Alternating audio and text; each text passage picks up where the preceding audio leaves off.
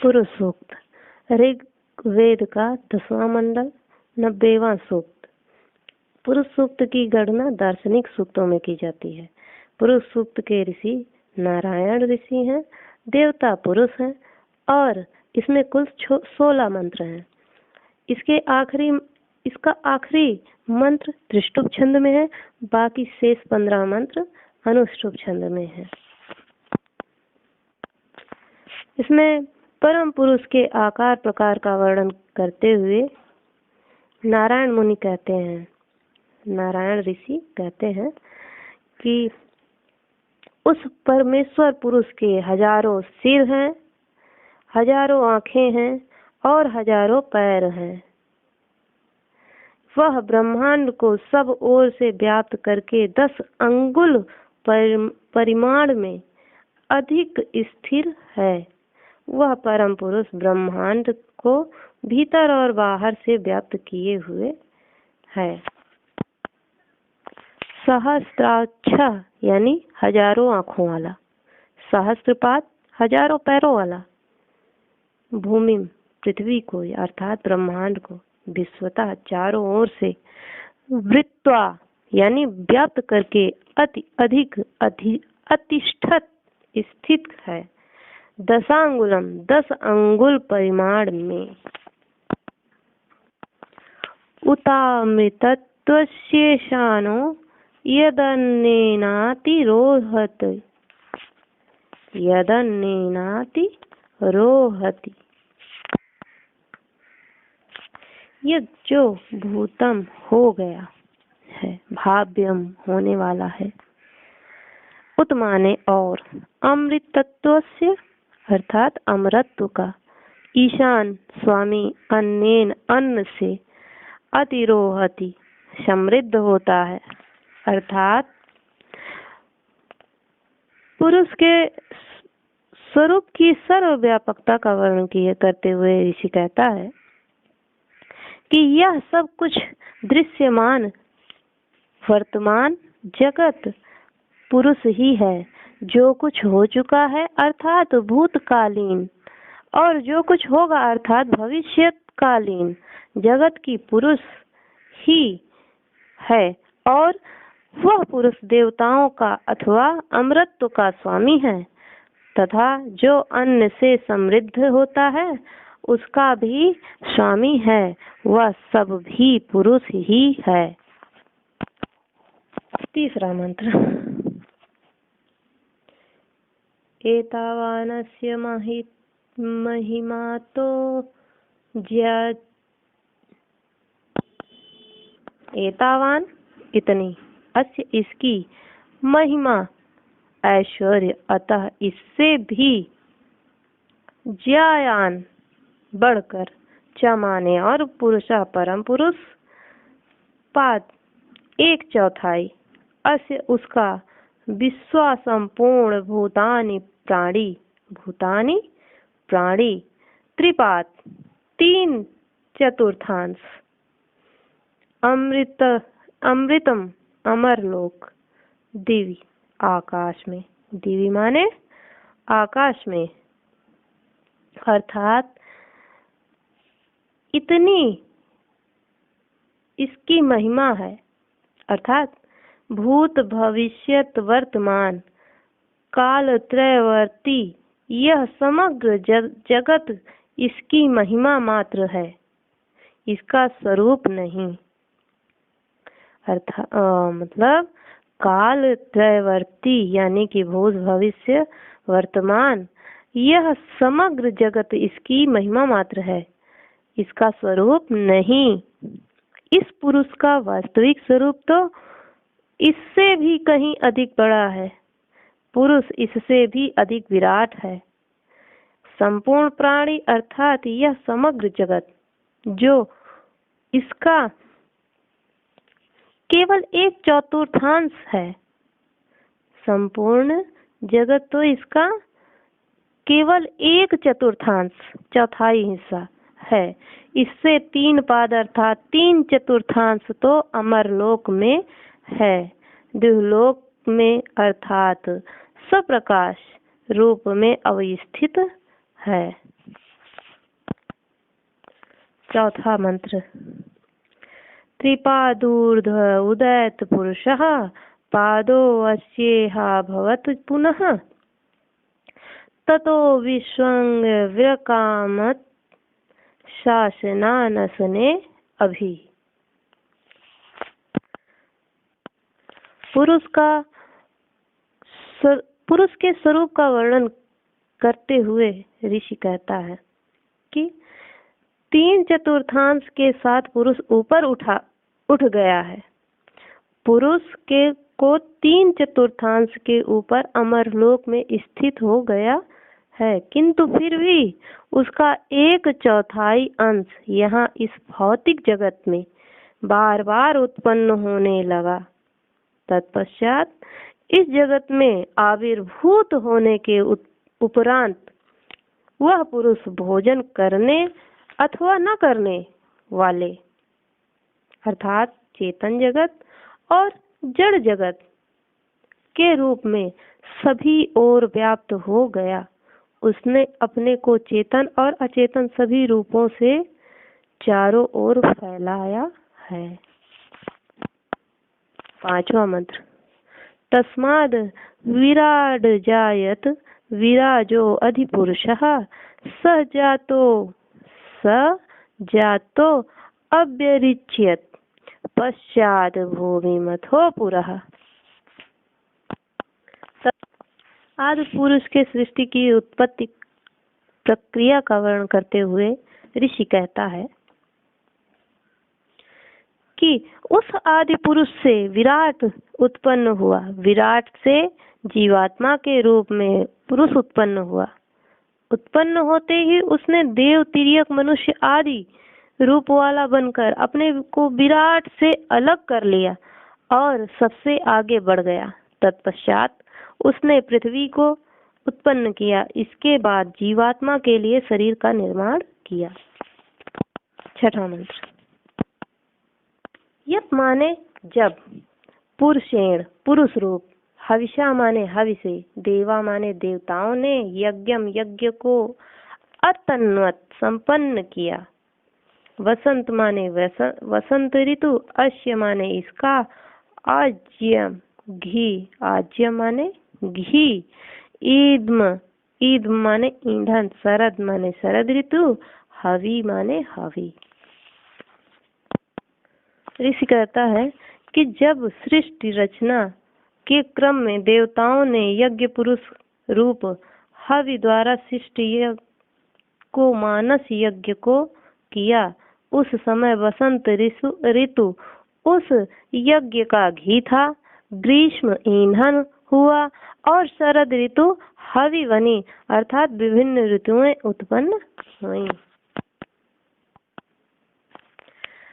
तम यज्ञम बहिर्षि प्रोक्षण पुरुषम जातमग्रतः तेन देवा जयंत साध्या ऋषयश्च ये। तम माने उस, यज्ञम यज्ञ साधन भूत, बहिर्षि दूरवा पर, प्राओशन माने जल से अभिषेक कराया, प्राओशन जल से अभिषेक कराया, पुरुषम पुरुष का, जातम उत्पन्न हुआ, अग्रतः सर्वप्रथम, तेन उससे देवा देवताओं ने अजयंत यज्ञ किया, साध्या प्रजापति आदि सृष्टिकर्ताओं ने, ऋषियों ने, च माने और ये माने जो, अर्थात ऋषि कहता है उस सबसे पहले उत्पन्न यज्ञ के साधन भूत पुरुष पशु को देवताओं ने पवित्र दूर्वा पर रखकर जल से अभिषिक्त किया, उस पर जल छिड़का।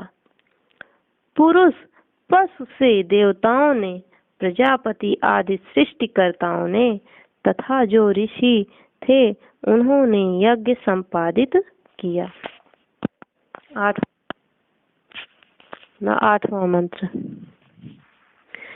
तस्माद्यज्ञात् सर्वभूतः संवृतं पृषदाज्यम पशून्ताश्चक्रे वायव्यानारायणान् ग्राम्याश्च ये।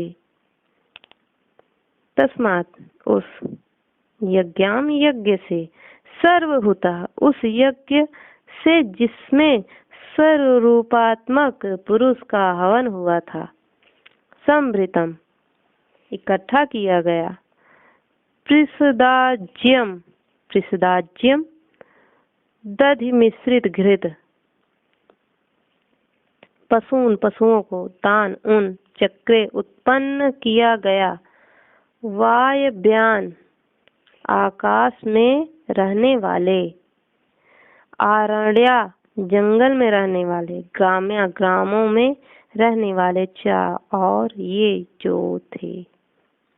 अर्थात जिस यज्ञ में सभी कुछ अथवा सबका आत्म रूप पुरुष आहूत कर दिया गया, उस यज्ञ से दही से मिश्रित घृत इकट्ठा किया गया, उसमें एकत्रित दधि मिश्रित घृत से उस पुरुष ने आकाश में रहने वाले पशु अर्थात पक्षी, जंगलों में रहने वाले हरिण आदि पशु और जो गांवों में रहने वाले अश्व गौ आदि पशु हैं उनको उत्पन्न किया। 10वां मंत्र। तस्मादस्वा अजायन्त ये के चोभयादतः गावो ह जग्गिरे तस्माज्जाता अजावयः। तस्मात् उस सर्वभूत यज्ञ से अश्वा घोड़े अजायंत उत्पन्न हुए, ये जो के कोई च और उभयादतः दोनों ओर से यानी दोनों तरफ दांत वाले, गाव गाय, हा निश्चय अर्थ का वाचक निपात है हा, जगीरे उत्पन्न हुआ, जाता उत्पन्न हुए, अजावयः बकरियां और भेड़े, अजा वयः यानी बकरियां और भेड़े।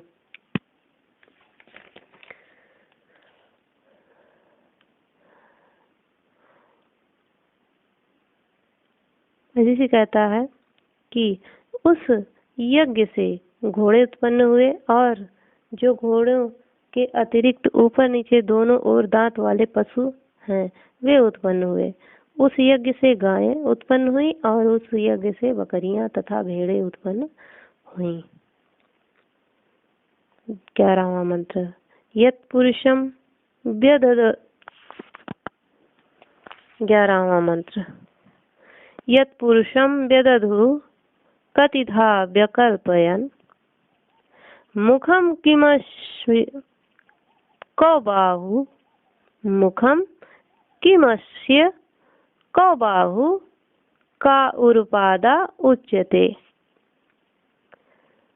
यत् जब पुरुषम परम पुरुष को विअदधु विभक्त किया, कतिधा कितने भागों में, विअकल्पयन विभाजन किया, उच्यते कहे जाते हैं। अर्थात ऋषि कहता है कि पुरुष का मुख आदि अंग क्या है, इस संबंध में प्रश्न किया जा रहा है। और ऋषि पूछता है जब देवताओं ने पुरुष को विभक्त किया उस समय उसको कितने रूपों में विविध रूप से कल्पित किया, उसका मुख क्या था, उसकी दोनों भुजाएं क्या थी, उसकी दोनों जंघाएं क्या थी, उसके दोनों पैर क्या कहे जाते हैं। मुखम किमस्य कौ बाहु का उरुपादा उच्यते, मतलब उसका मुख क्या था, कौ बाहु मतलब उनकी दोनों भुजाएं क्या थी, का उरुपादा उच्यते, और उसकी जंघाएं क्या थी, उसके दोनों पैर क्या कहे जाते हैं। चलिए 12वां मंत्र। ब्राह्मणो अस्य मुखमासीत् बाहुराजन्यः कृतः, उरु तदस्य यद्वैश्यः पदभ्याम शूद्रो अजायत। अर्थात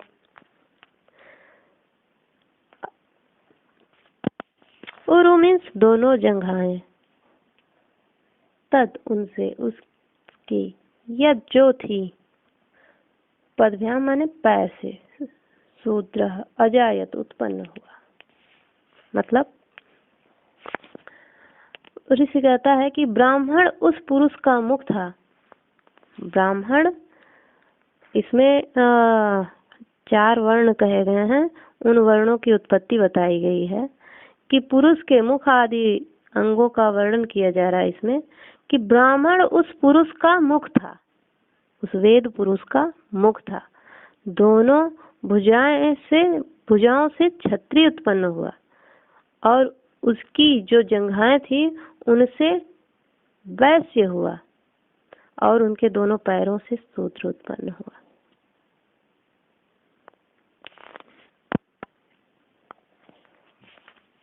तेरहवां मंत्र। चंद्रमा मनसो जातश्च चक्षु सूर्यो अजायत, मुखाद्रिद्रश्च अग्निश्च प्राणाद् वायुर अजायत। मतलब चंद्रमा मन सो जाता है, यानी कि मन से चंद्रमा की उत्पत्ति हुई। उस वेद पुरुष के मन से चंद्रमा की उत्पत्ति हुई, और उसकी आँखों से सूर्य उत्पन्न हुआ, कान से वायु तथा प्राण, और मुख से, कान से वायु और प्राण तथा मुख से अग्नि उत्पन्न हुआ। 14वां मंत्र।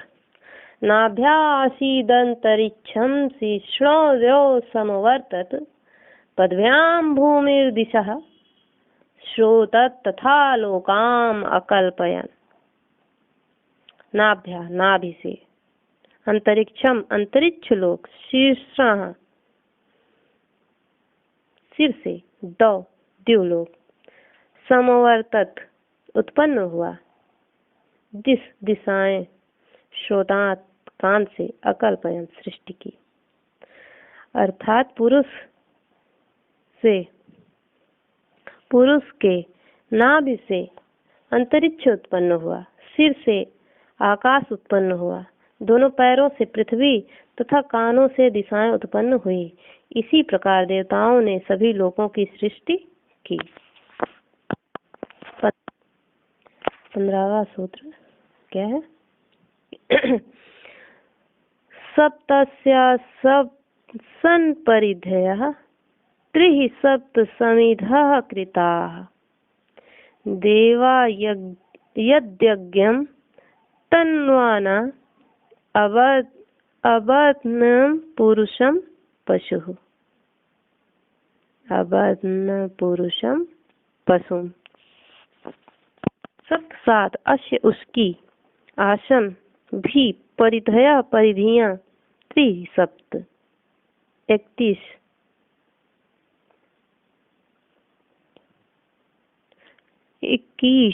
21 समिधा, समिधाएं कृता बनाई गई थी देवा देवताओं ने, यत जिस समय, तन्वाना संपन्न करते हुए, विस्तार करते हुए, अबध्नन बांधा था, पुरुषम परम पुरुष को।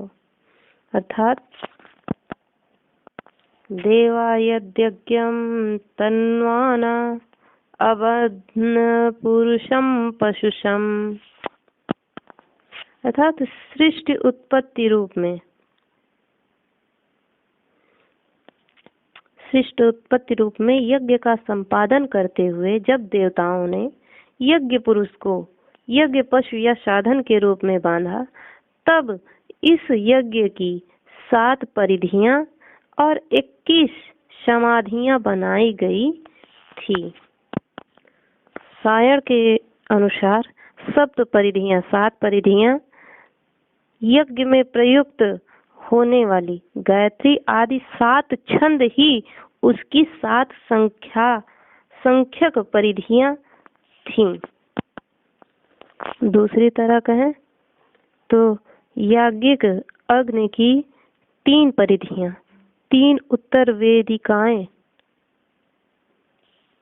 और 7वां आदित्य, ये 7 उनकी परिधियां थीं।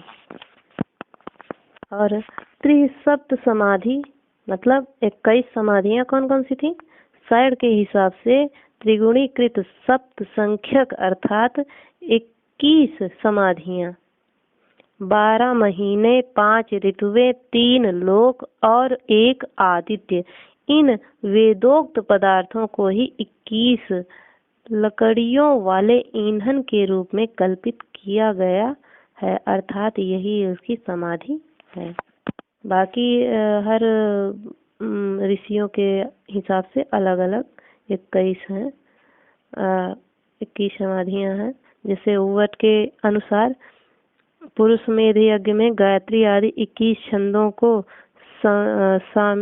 समिधा बनाया गया आदि। 16वां और आखिरी मंत्र ऋषि कहते हैं, यज्ञ से देवताओं ने यज्ञ पुरुष का पूजन किया।